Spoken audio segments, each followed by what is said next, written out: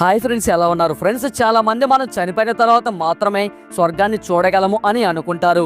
కానీ ఈ రోజు మిమ్మల్ని ఈ వీడియోలో ఒక అద్భుతమైన దేశానికి తీసుకువెళ్తున్నాం. అక్కడ మీరు బ్రతికి ఉండగానే స్వర్గాన్ని చూడవచ్చు. నేను జోక్ చేయట్లేదు, నిజంగా మీరు ఈ దేశానికి వెళ్తే స్వర్గంలో ఉన్నట్టు ఫీల్ అవుతారు. అదే టిబెట్. అవును ఫ్రెండ్స్, ఈ దేశంలో ప్రకృతి చాలా అందంగా ఉంటుంది. చుట్టూ మంచుతో కప్పిన పర్వతాలు, లోయలు చాలా అందంగా కనిపిస్తాయి. మరొక ఇంట్రెస్టింగ్ విషయం చెప్పనా, మనకి ఎవడి మీద అయినా కోపం వస్తే వాడిని ముక్కలు ముక్కలుగా నరికి కాకులకు గద్దలకు విసిరేస్తాం అని అంటాం కదా. ఈ దేశంలో ఆ పని నిజంగానే చేస్తారు. ఏంటి షాక్ అవుతున్నారా? కంగారు పడకండి. బ్రతికి ఉన్న మనుషుల్ని కాదు, ఒక మనిషి చనిపోయిన తర్వాత అతని శరీరాన్ని చిన్న చిన్న ముక్కలుగా కోసి గద్దలకు రాబందులకు ఆహారంగా వేస్తారు. అది ఇక్కడ ఆచారం. మరి ఎందుకు ఇలా చేశారు? దీనితో పాటు ఇంకా టిబెట్ దేశం గురించి తెలుసుకోవాల్సిన విషయాలు చాలా ఉన్నాయి. అవన్నీ చాలా ఇంట్రెస్టింగ్ గా ఉంటాయి. కాబట్టి ఈ వీడియోలో చాలా ఇన్ఫర్మేషన్ ఉంటుంది. సో ఈ వీడియోని ఎక్కడా స్కిప్ చేయకుండా పూర్తిగా ఎండ్ వరకు చూడండి. అలాగే ఈ వీడియోకి మీ సపోర్ట్ గా జస్ట్ లైక్ చేయండి చాలు. ఇలాంటి మరెన్నో అద్భుతమైన వీడియోలను మీరు మిస్ కాకుండా ఉండాలి అంటే మన ఛానల్ కి ఇప్పుడే సబ్స్క్రైబ్ చేసుకొని పక్కనే ఉన్నటువంటి బెల్ ఐకాన్ క్లిక్ చేసి యాక్టివేట్ చేసుకోండి. ఫ్రెండ్స్, మధ్య ఆసియాలో ఉన్న టిబెట్ దేశం ప్రపంచవ్యాప్తంగా ఎత్తైన మంచు పర్వతాలు, హిమానీ నదులతో పాటు వింత ఆచారాలకు ప్రసిద్ధి చెందింది. ఈ దేశాన్ని 1969లో చైనా ఆక్రమించింది. ప్రస్తుతం ఈ దేశంలో దాదాపు సగభాగం చైనా ఆధీనంలో ఉంది. ఈ ప్రాంతంలో నివసించే ప్రజలు చైనా నుంచి విడిపోయి స్వేచ్ఛగా ఉండాలని కోరుకుంటున్నారు.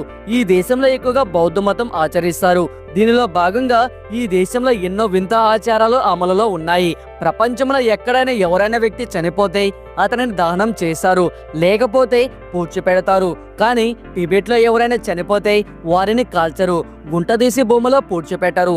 ఈ రెండింటికి బదులుగా చనిపోయిన వ్యక్తి శరీరాన్ని ఎత్తైన కొండ మీదకు తీసుకువెళ్లి చిన్న చిన్న ముక్కలుగా కోసి గద్దలు రాబందులు తినడానికి వీలుగా వదిలేస్తారు. ఇలా ఎందుకు చేస్తారంటే చనిపోయిన వ్యక్తి శరీరాన్ని కాల్చాలంటే చాలా కలప అవసరం. టిబెట్ సముద్ర మట్టం నుండి చాలా ఎత్తైన ప్రాంతంలో ఉండటం వల్ల అంత కలపన తీసుకురావడానికి అవసరమైన చెట్లు ఉండవు. ఒకవేళ ఆ శరీరాన్ని పూడ్చిపెడదామంటే టిబెట్ నేల చాలా గట్టిగా ఉండే రాళ్లతో ఏర్పడి ఉంటుంది. శరీరాన్ని పూడ్చడానికి అవసరమైన గుంట తవ్వాలంటే వాళ్ళు ఆ రాళ్లను పగలగొట్టవలసి ఉంటుంది. ఇవి రెండు ఇక్కడ అసాధ్యం కాబట్టి చనిపోయిన వారి శరీరాన్ని రాబందులకు ఆహారంగా వేస్తారు. బౌద్ధ మత ఆచారం ప్రకారం ఒక వ్యక్తి చనిపోవడం వల్ల ఆ వ్యక్తి శరీరం మాత్రమే చనిపోతుంది, అతని ఆత్మ ఇంకా బ్రతికే ఉంటుంది. ఆత్మ శరీరాన్ని వదిలిపెట్టడం వల్ల శరీరం ఖాళీగా ఉంటుంది. కాబట్టి ఇక ఆ శరీరాన్ని పక్షులకు ఆహారంగా వేస్తే వాటి కడుపు నిండుతుంది. దానివల్ల చనిపోయిన వ్యక్తి స్వర్గాన్ని చేరుకుంటాడు. దీనిని ఇక్కడ చాలా మంది నమ్ముతారు. ఈ రెండు కారణాల వల్ల ఈ ఆచారం ఇప్పటికీ అమలులో ఉంది. టిబెట్ వింత ఆచారాలతో పాటు ఎత్తైన మంచు పర్వతాలు, హిమానీ నదులు, అందమైన లోయలు, పవిత్రమైన బౌద్ధ ఆరామాలు, దేవాలయాలకు ప్రసిద్ధి చెందింది. వీటిని చూడడానికి ప్రపంచ నలుమూలల నుండి చాలా మంది టూరిస్టులు ఇక్కడికి వస్తారు. హిందువులకు ఎంతో పవిత్రమైన కైలాస పర్వతం ఈ దేశంలోనే ఉంది.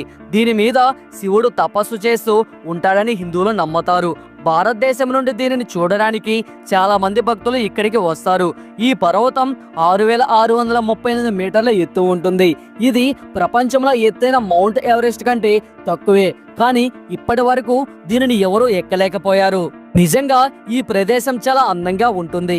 ఈ పర్వతం చుట్టూ ఉన్న ప్రకృతిని చూస్తుంటే స్వర్గంలో ఉన్నట్లే ఉంటుంది. ఈ కైలాస పర్వతాన్ని చూడడానికి వస్తే మీకు మళ్ళీ తిరిగి ఇంటికి వెళ్ళాలనిపించదు, అంత అందంగా ఉంటుంది. టిబెట్ సముద్ర మట్టం నుండి చాలా ఎత్తులో ఉండటం వల్ల ఇక్కడికి వచ్చే టూరిస్టులు ఎన్నో ఆరోగ్య సమస్యలను ఎదుర్కోవాల్సి ఉంటుంది. అవును ఫ్రెండ్స్, టిబెట్ సముద్ర మట్టానికి సుమారుగా 4500 మీటర్ల ఎత్తులో ఉంటుంది. సముద్ర మట్టం నుండి ఎత్తుకు వెళ్లే కొద్దీ గాలిలో ఆక్సిజన్ లెవెల్స్ తగ్గుతాయి. దీని కారణంగా ఇక్కడ గాలిలో ఆక్సిజన్ లెవెల్స్ తక్కువగా ఉంటాయి. ఇలాంటి ప్రదేశాల్లో ఎక్కువసేపు ఉంటే శరీరం మీద, ఊపిరితిత్తుల మీద ఒత్తిడి పెరుగుతుంది. దీనివల్ల ఊపిరి ఆడకపోవడం, తలనొప్పి, తల తిరుగుతున్నట్లు ఉండటం వంటి సమస్యలు వస్తాయి. అయితే ఇంట్రెస్టింగ్ విషయం ఏంటంటే ఇక్కడ నివసించే ప్రజలకు ఇలాంటి సమస్యలు ఉండవు. ఎందుకంటే వీళ్ళు చాలా సంవత్సరాలుగా ఇక్కడ నివసిస్తున్నారు కాబట్టి వారి శరీరం ఇలాంటి వాతావరణ పరిస్థితులకు అలవాటు పడిపోతుంది. అయితే ఇక్కడికి వచ్చే టూరిస్టులు మాత్రం ఊపిరి పీల్చుకోవడానికి ఆక్సిజన్ సిలిండర్ను ఉపయోగించాలి. ఫ్రెండ్స్, టిబెట్ దేశంలో స్థానికంగా సెలబ్రేట్ చేసుకున్న పండుగల వారి సంస్కృతి సాంప్రదాయాలను ప్రతిబింబిస్తాయి. ఆ సెలబ్రేషన్స్ లో పాల్గొనడం వల్ల వీటిని మనం స్పష్టంగా చూడవచ్చు. ముఖ్యంగా టిబెట్ న్యూ ఇయర్ ను బాగా జరుపుకుంటారు. టిబెట్ క్యాలెండర్ లో వచ్చే మొదటి రోజున ఈ పండుగ వస్తుంది. అంటే సాధారణంగా ఫిబ్రవరి లేదా మార్చిలో ఈ పండుగను జరుపుకుంటారు. ఆ రోజు ప్రజలంతా ట్రెడిషనల్ డ్రెస్సులు వేసుకొని పాటలు పాడుతూ వారి సాంప్రదాయ నృత్యాన్ని చేస్తారు. టిబెట్ రాజధాని లాసా, దీనిని దేవతల నగరం అని కూడా పిలుస్తారు. ఇక్కడ ఒక ఫేమస్ ప్లేస్ ఉంది. ఇది ఈ నగరాన్ని దేశం మొత్తంలోనే ఎంతో స్పెషల్ గా చేస్తుంది. దాని పేరే పాతాళ ప్యాలెస్. దీనిని 17th సెంచరీలో నిర్మించారు. 1994లో యునెస్కో దీనిని వరల్డ్ హెరిటేజ్ సైట్ గా గుర్తించింది. ఇది 3700 మీటర్ల ఎత్తులో ఉంది. ఇందులో 13 అంతస్తులు, 1000కి పైగా గదులు, చాలా ప్రార్థనా మందిరాలు ఉన్నాయి. ఇది చూడడానికి ఎంతో అద్భుతంగా ఉంటుంది. టిబెట్ లో చైనా కరెన్సీ అయిన యున్ అఫిషియల్ గా ఉపయోగిస్తున్నారు. ఇక్కడ ఒక చైనీస్ యున్ మన కరెన్సీలో 12 రూపాయలు. ఇప్పుడు టిబెట్ లోని మరికొన్ని టూరిస్ట్ ప్లేసెస్ గురించి తెలుసుకుందాం. వీటిని చూసినప్పుడు ఇవి స్వర్గానికి ఏమాత్రం తక్కువ కావు అనిపిస్తుంది. వాటిలో ముందుగా మనం మాట్లాడుకోవాల్సింది జోకాంగ్ టెంపుల్ గురించి. టిబెట్ లో ఇది ఒక ఫేమస్ బౌద్ధ దేవాలయం. ఈ దేశ వారసత్వ సంపదలో ఇది ఒక ముఖ్యమైన దేవాలయం. ఇందులో 7వ శతాబ్దానికి చెందిన పురాతన బుద్ధ విగ్రహాన్ని ప్రతిష్ఠించారు. ఈ దేవాలయంలో మీరు ఎన్నో బౌద్ధ ఆచారాలని గమనించవచ్చు. తర్వాత ఈ దేశంలో ఉన్న ఒక అందమైన ఫేమస్ లేక్ గురించి తెలుసుకుందాం. దాని పేరు ఎమేక్ లేక్. దీనిలో ఉండే బ్లూ కలర్ వాటర్, దీని చుట్టూ ఉండే మంచుతో కప్పబడిన అందమైన పర్వతాలు దీనిని ఎంతో అందంగా తయారు చేశాయి. ఇది 72 కిలోమీటర్ల పొడవు ఉంటుంది. చాలా మంది టూరిస్టులు ఈ సరస్సు దగ్గర కూర్చొని ఇక్కడ ఉండే ప్రశాంతమైన వాతావరణాన్ని ఎంజాయ్ చేస్తారు. తర్వాత ఎవరెస్ట్ పర్వతం బేస్ క్యాంప్ గురించి మాట్లాడుకోవాలి. ఇక్కడికి వస్తే స్వర్గానికి వచ్చినట్లు ఉంటుంది. తల ఎత్తి చూస్తే ఎవరెస్ట్ శిఖరం కూడా కనబడుతుంది. ఎవరెస్ట్ పర్వతం ఎక్కాలనుకునే వారికి, పర్వతాలు ఎక్కడం ఇష్టపడే వారికి ఈ ప్లేస్ నిజంగా స్వర్గంలాగా అనిపిస్తుంది. అయితే ఇది సముద్ర మట్టం నుండి చాలా ఎత్తులో ఉండటం వల్ల ఇక్కడ ఆక్సిజన్ లెవెల్స్ చాలా తక్కువగా ఉంటాయి. గ్లోబల్ వార్మింగ్ వల్ల టిబెట్ వాతావరణం చాలా ప్రభావితం అవుతుంది. వేగంగా మంచు కరిగిపోతుంది. దీనివల్ల మంచుతో కప్పబడిన ఎన్నో అందమైన ప్రదేశాలు మెల్లగా కనుమరుగైపోతున్నాయి.